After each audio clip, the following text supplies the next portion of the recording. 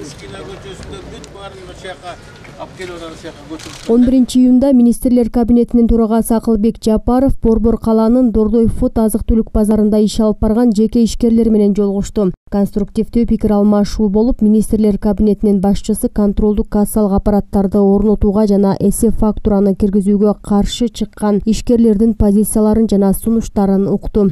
Алар адам факторун жокко чыгарып, эски патенттик системаны электрондук форматка өткөрүп берүүнү суранышты. Акылбек Сомбекович, биздин азыркы ККМ системасына эл каршы эмес.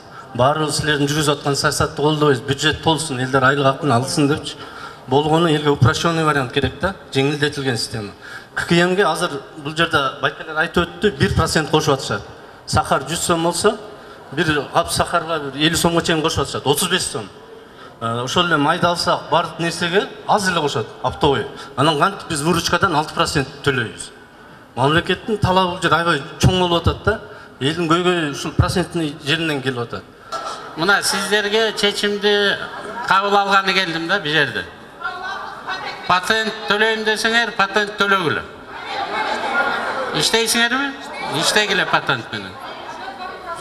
Счет фактураны сурайм мен баары. Мен угуклуу.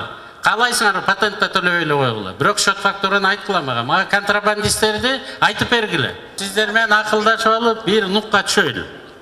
Туурабы? Силерге дагы, анан өкмөткө дагы пайдалуу жагын бүгүн чечейли азыр. Сизден суранабыз ушу ККМди жойбой эле бизге.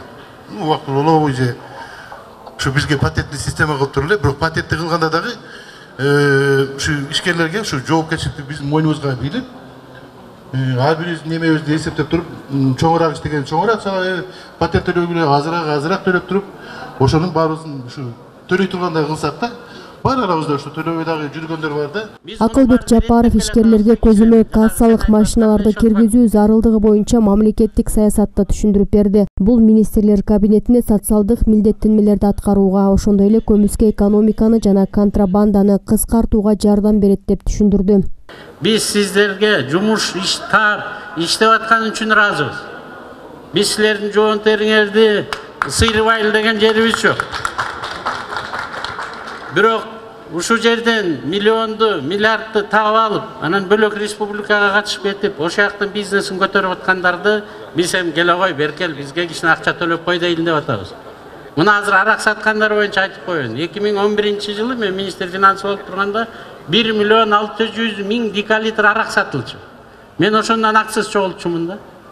Азыр келип карасам 328 000 декалитр дейт. 5 эсе түшүп кетти дейт. Кочкордо ал убакта бир ресторан жок болчу. Азыр 11 ресторан пайда болду да. Вторник, среда, четвертен баштап заняты. Арак баары намаз окуп атышат, арак ичпейт дейт. Күндүр түндүр иштеп атышат. Кана десем, баары эле башын жерге катат. Мына азыр СМБнын первый замы кетти, кармалды. Жумушунан кетти баары. Налоговеттердин баары кармалды. Биз үстүндө крыша жок азыр аларда. Мына Камчыбек Кыдыршаевич крыша болгон жер жок, министр МВД жок, мен болгон жокмун, Садыр Нуркожоевич болгон жок. Азыр эми мына заводдордун ичине кирип, азыр порядогун келтире баштады. Биз сиздерге только шарт түзүп беребиз. Мына азыр мэр менен да сүйлөшүп атабыз. Моорекиндей жерлердин баарын жууганга, татнакай кылып, Россияныкындай чоң-чоң фуд центрларды түзгөнгө биз даярбыз. Сиздер эптеп эле өзүңөрдүн жумушуңарды кылып, кыйнабай, жанагындай мына бул жерде карындашым айтып атпайбы, коррупционер келсе майлам жок берип коем деп. Бербей ага. Алардын баарына айтып берип койсоңуз, мага айтып койсоңуз, экинчи аны иштетпей коеюн ошол жерде. Анан сиздер менен чогуу эле акырын жылып кетелер. Бизге тынчтык гана керек, урматтуу агайын туугандар. Анан эми сиздерге мындай бири-бирибизге чыдамчылык керек да. Мен жана WhatsApp группадан көрүп атам, ошонучу. Азыр техника деген бар да, баардык. Баарыңар көтөрүлө жайлайбыз деп атат. Эл көбүрөөк көтөрүлсө, биз бийликти жайлайбыз дагынан бийликти алабыз деп. Ойлору жаман болуп атпайбы бөлөктөрдүн. Биз ошолорго жем болбойлу да. Көптөн бери эле уже 100% алдык дегенибиз менен арабызда бар 5 кол тең эмес да. Жолугушууда ишкерлер ККМге каршы эмес экендиктерин билдиришти. Алар салык төлөөдөн качпаарын айтып, мурдагыдай эле патенттик системаны калтырып, аны электрондоштурууну суранышты. Бизге патент эле ылайыктуу. Биз ал ККМди коюш үчүн бухгалтер жалдашыбыз керек. Фирмалар менен эсептешебизби, эл менен эсептешебизби, ККМди тактайбызбы? Бизге ошол боюнча эле калтырсаңыздар. Анан ККМ менен кассабыз туура келиш керек экен эсил ККМ кошулса. Рахмат келгениңизге. Бизге ушундай түшүнүктүү киши келип ушуну түшүндүрүп, кичине көзүбүз ачылып калды. Эми келгениңизге чоң рахмат. Анан эми урулдабай, чурулдабай эле ушу патент аркылуу эле калалы, тынч отуралы.